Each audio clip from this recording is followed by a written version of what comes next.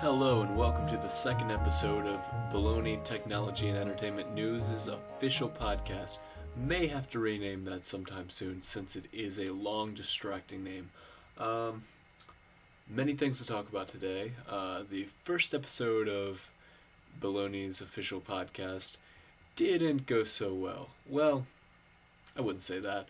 I would say there is a first time for everything, and that sometimes things just don't go the way you plan. But anyway, this time I have an actual list of things to discuss, so don't worry if you get bored, just hold tight and I will do something about that. I really did not plan what I was about to say there, as you may be able to tell. So, first things first, I want to talk about what I've been playing this week. So, earlier this week I was having a nostalgic breakdown, and so I was playing The Legend of Zelda: The Wind Waker for the Nintendo GameCube. I had actually never played that before, but I just wanted to play something on GameCube, and a friend let me borrow it who had it, so interesting game. Not a huge fan of the Zelda franchise, so it's different for me. I'm more into action-oriented games that really fast-paced and story-driven, but I mean, of course, Zelda is kind of story-driven in a way, in a different way than I'm used to. But yeah, I kind of liked it. It's alright. Not really my thing, but it's not like Call of Duty or anything. I'm not completely against it. It's just something different for me. Another thing I've been playing is DMC Devil May Cry. For those of you who keep up with my Facebook page, you may have been able to tell that I have been playing that. And honestly, I don't know how it is on consoles because I've been playing it on PC. It is visually the best game I have ever played. But also, I am playing it on a PC, and obviously, recently PCs have been known to exceed our current consoles. So, that's no surprise there. And I haven't really played a whole lot of games on my PC, so that may be another reason why it is so visually stunning to me. All I've played on my PC is Assassin's Creed 3, which I didn't really like anyway, and Far Cry 3, which I made halfway through and have not yet passed that point yet.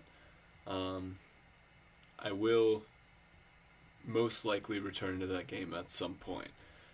But you know how things get bored of that. I want to come back to it later. Sure. Yeah, Devil May Cry, DMC Devil May Cry, the new reboot. I have never played a Devil May Cry game in my life, but if they are anything like the new reboot, then I can recommend every single game. It's really stunning. It's like, well, I'm also playing it using Tridef 3D Ignition, which is software by the Tridef company. I got it for Christmas. It's about $50. I'm definitely not advertising here, really. I have no partnerships with Tridef or anything. This is Bullogna podcast. Bullogna, no bullcrap, right? Yeah, I've been playing it in 3D on my PlayStation display that I got a while back. I just got that back today from repairs. I've had so many issues with that thing. I would not recommend it unless you're really aiming for a cheap 3D display, which I was. There's nothing in that price range besides it, but then again, I can see why it's in that price range. Um, with tri-def, even without tri-def, I was just playing it on the monitor yesterday, and DMC Devil May Cry, that it ran very fluently, and I really love the gameplay mechanics. I really love the music. I I can almost say I like the characters, although I've heard a lot of complaints about that from fans of the old series, although I've never played it myself. I can say that I must admit Dante is kind of a jerk, to put it nicely, to put it into appropriate terms. Yeah, Dante's kind of a jerk. I'm kind of a fan of his character. I can't tell if I like him or not. Um, I'm still then again I'm still at the beginning of the game, so I don't really know yet how I feel about it. I know I feel like it's a great game. It has a great atmosphere, great music. Virgil has come off to me as really creepy, but then again, I'm just starting the game, so I don't really know too much about it yet. Um, I'm playing it on easy, not because I'm bad at games, but because I want to get through the story quick enough where I can actually get a review up first. Then I might go back and play it on medium or hard or whatever the other modes are. I forgot what they're called, like hero and something else. I get confused with these games and their different difficulty modes since I've played so many recently. But anyway, the next thing I want to talk about was the OUYA is releasing in April for those of you who donated to the Kickstarter fund earlier last year, and releasing in June for those of you who haven't but still plan on buying one. The OUYA, the team at OUYA, or whoever owns OUYA, I'd have to look into that, but whoever owns them, the company is planning on re-releasing an OUYA each year, similar to that of how Samsung does with their phones and how Apple does with their phones and tablets and computers, just like everything else, just how it should be, honestly. Um, People complain that the OUYA will be upgraded every year and modified specs and such, but I really don't have an issue with this. It should be, honestly. Do you expect something with the same processing power as the Nexus 7 to hold up for seven years like this console lifespan has lasted?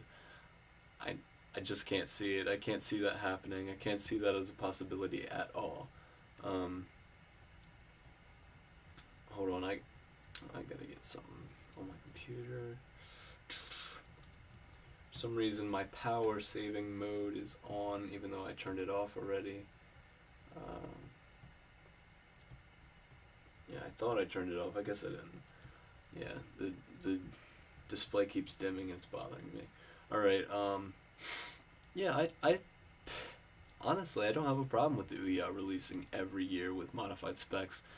People complain about the iPhone and the Galaxy S series releasing every year like that, but I have no issue with this at all. I think specs do need to be modified, especially with something like the OUYA, which is only $100 anyway. I have no problem with this. I actually feel like phones and or not tablets, but phones should be upgraded specs upgraded every 2 years, so people can still buy within contract and the carriers can still make their money out of it. But what do I know? And also, I wanted to talk about how the indie console, the OUYA, will fit in with next-gen consoles. It won't. Maybe it can compete directly with the Wii U, since the Wii U has nothing to compete with.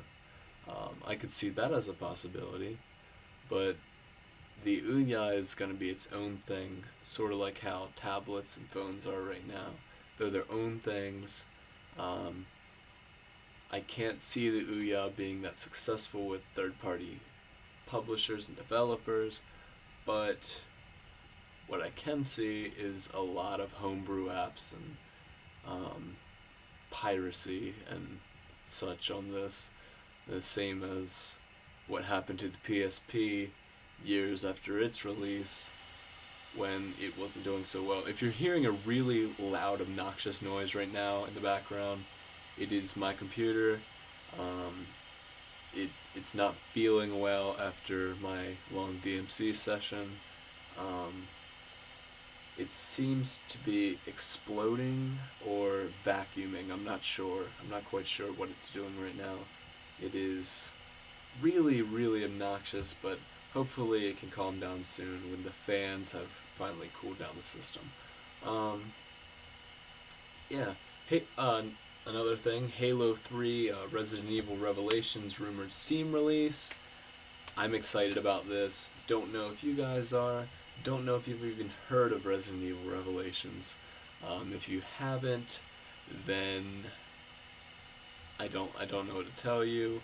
Resident Evil Revelations is a 3DS exclusive, and Capcom is bringing it to actual consoles other than the 3DS, and now we are finding out that it's also coming to Steam, so hopefully you PC users will be excited about this. I'm not sure. I don't think it'll be much better on PC because it was a 3DS game before, and 3DS has similar graphics to the Wii, so it's not going to be like really high res, but it will be. It'll probably be native 1080p, and consoles don't get that, which doesn't bother most people, but for me, who is stuck in a room with a 24-inch TV, it does make a huge difference in the end. I'd much rather play a PC game only because the native resolution is 1080p and not 720p upscaled to 1080. The upscaling on the PS3 doesn't cut it for me usually, unless it's a game like Uncharted 3 or even Uncharted 2 for that matter. Heavy Rain, games like those, they still look great in the upscaled 720p, but for most like third-party games, I would much rather go with the PC on that one, even if I had a lower end PC, I guess, as long as it could play the games, right? So another thing that's been in discussion lately is Sony's marketing, their failed marketing of PlayStation All-Stars, and how they're going to improve this with the PS4. They just changed their marketing team, I believe. The PlayStation 4, I think Sony at this point has realized that their marketing has failed, and I think they're smart enough to know that if something fails, you need to improve it, and I feel like they will improve it with the next generation. And also, I think they have something up their sleeve for the Vita. I pray to God they have something up their sleeve for the Vita, because if not, we are really screwed this generation. PlayStation All-Stars, people blamed Sony's failed marketing for the lack of, I wouldn't say failure, but the lack of success that PlayStation All-Stars saw. I also wondered how Journey was so successful without marketing. I never saw a commercial for Journey. I don't believe there was a commercial, but it was the most downloaded game on PSN, and I'm wondering how that is so when supposedly great marketing is required to sell a great game. It doesn't seem to be the case with Journey, but I was listening to a podcast earlier this week from IGN that claimed that Sony's marketing is the cause of their failure, and their examples were PlayStation All Stars, possibly God of War Ascension, possibly The Last of Us, and I'm trying to think of what recent exclusives were. Heavy Rain isn't recent, but also Heavy Rain, possibly Beyond Two Souls. They talked about the God of War Ascension commercial during the online version of the Super Bowl, and they mentioned all these games, but they failed to mention Journey, which was the top-selling game on PSN ever, and I'm not sure how that sold so well without any marketing whatsoever.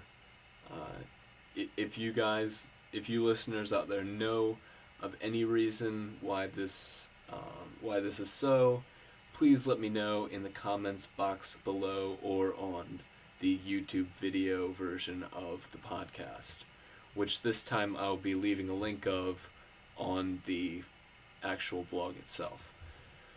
Possible PlayStation 4 launch games. Actually, we just recently have found out that this took place after I wrote this list already, that Killzone 4 and LittleBigPlanet 3 are rumored to be launch titles for PlayStation 4.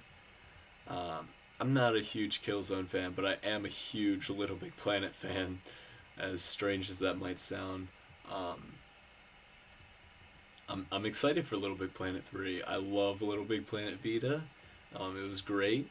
I love LittleBigPlanet 2. Never played the first one, but I did play the first alternative on PSP, the one that was also called LittleBigPlanet, but a completely different game on PSP.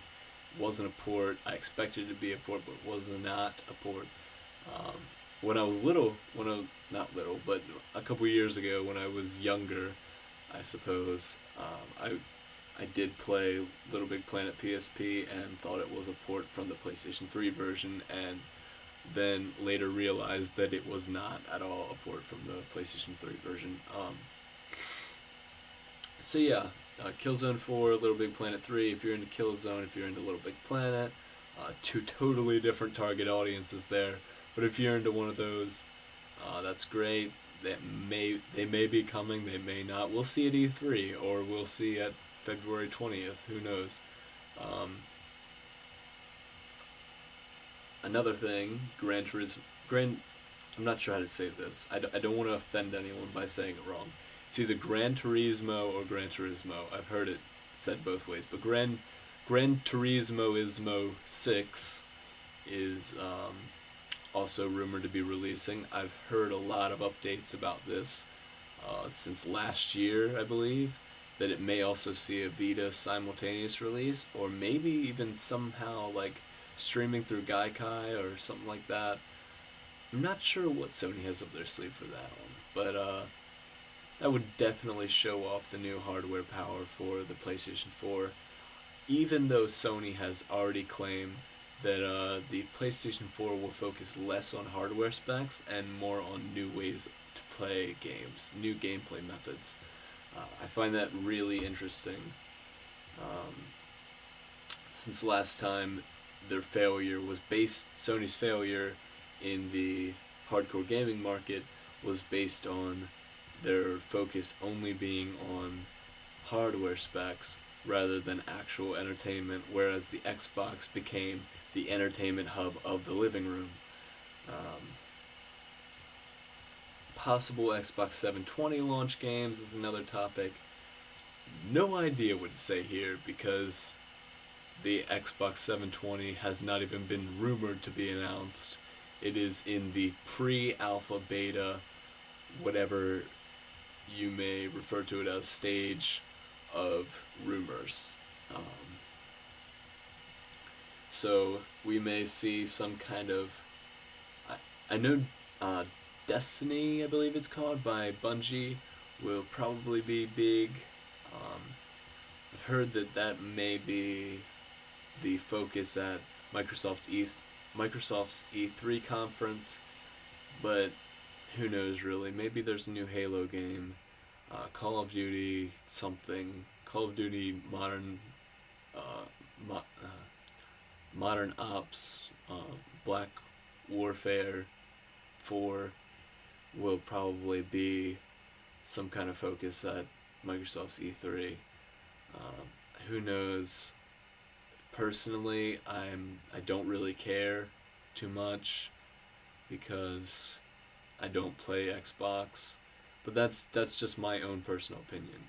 For those who do play Xbox, all the power to you. Also, I forgot to mention earlier, with the Halo 3 Steam release, I'm excited about that since I don't play Xbox and I do play PC games and I do play PS3 games.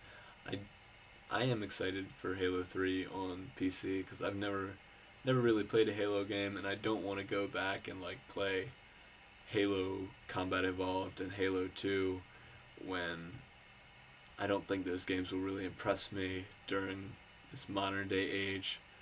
I feel like one day they might be like really retro, and I could go back to them and be nostalgic. But right now it's kind of in its awkward phase, and I don't want to go back and play Halo 1 and 2. Also, guys, let me know if I can start out with Halo 3 when it releases on Steam, because I'm not really sure story-wise if that would be appropriate or not. Yeah, so, and we have the February 20th Sony conference coming up, and after I discuss this, we will be off the air, or whatever, you know what I mean? February 20th, that's coming up. It's, I don't even know what day that is. It's next week at some point, I believe, or the week after that. Yeah, I think it's the Wednesday after this upcoming Wednesday. Yeah, I'm excited. This has been the most exciting news I've had. This is why I started this podcast, because for next gen rumors, I won't be able to keep up with typing. I'm speaking so quickly, so fluently that I cannot keep up with type. I can't maintain a proper blog right now, so I'm relying on podcasts for that support. February 20th, Sony's conference. They will hopefully be announcing the PlayStation 4 or Orbis console, as I prefer to refer to it as. Prefer to refer. Huh. Interesting phrase. I think they will definitely announce the name. Hopefully a price. We've heard price rumors that it may be around $400. I think that sounds reasonable this time around. Last time it was 600, 400 doesn't sound too bad compared to last time. They really want to appeal to the mainstream audience, so that's an impressive price, I think, if that's true. I hope Sony announces the name. I hope they announce the price. I hope they announce a couple games or just show some games so we can assume what they are. I feel like they would definitely show some LittleBigPlanet 3, definitely show some Killzone 4, maybe show something new. Maybe, hopefully, for me, they release a The Last of Us port for the PlayStation 4 with like upgraded graphics, or like at least native 1080p resolution just to excite me, or native 4K. Oh my god. Poop my pants right there with that. Not literally. I figuratively just pooped my pants. Um, so yeah, that's about it for today. Gonna wrap up the show by saying, stay classy, internet. Huh. Yeah, that's an oxymoron. Stay classy, internet. Yeah, right.